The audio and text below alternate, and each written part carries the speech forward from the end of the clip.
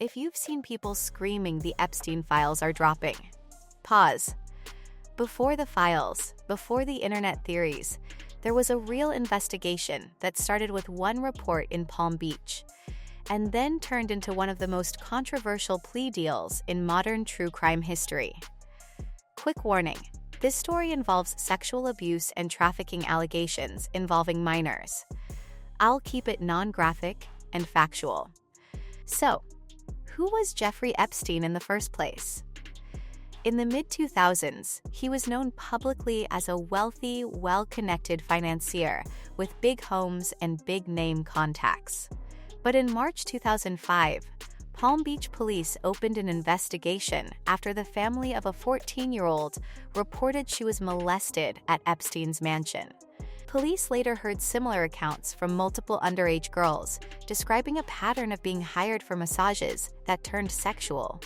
By May 2006, Palm Beach police had paperwork ready to charge Epstein with multiple counts, but the local prosecutor sent the case to a grand jury, an unusual move that slowed everything down.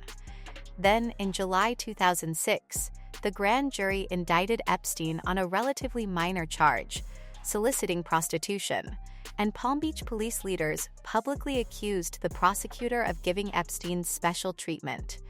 That's also when the FBI got involved. Here's where the timeline gets messy. In 2007, federal prosecutors prepared an indictment, but Epstein's lawyers entered negotiations with the U.S. attorney in Miami at the time, Alexander Acosta, trying to avoid federal prosecution.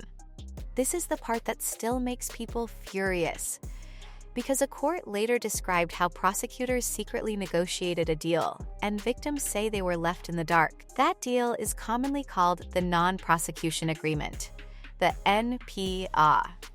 It's a real document, and it's public now, and according to the 11th Circuit's recounting of the record, the NPA was executed on September 24, 2007, after months of behind-the-scenes negotiation.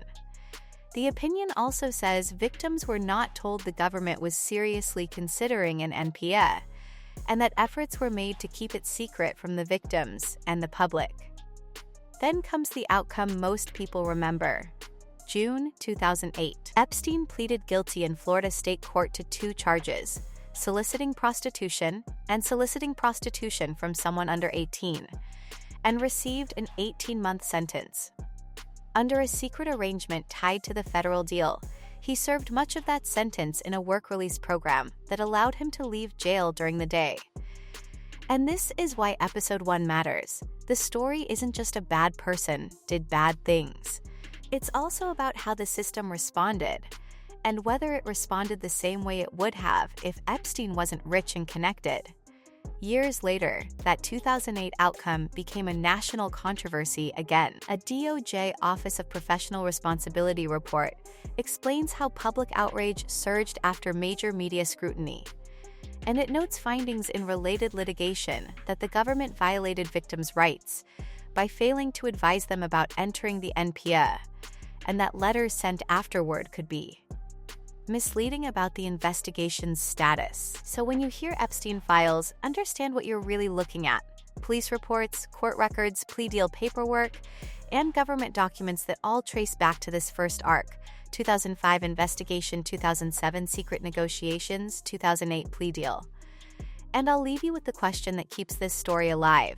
How does a case start with serious allegations in 2005 and end in 2008 with a deal so controversial it still sparks new headlines nearly 2 decades later? Drop your take in the comments.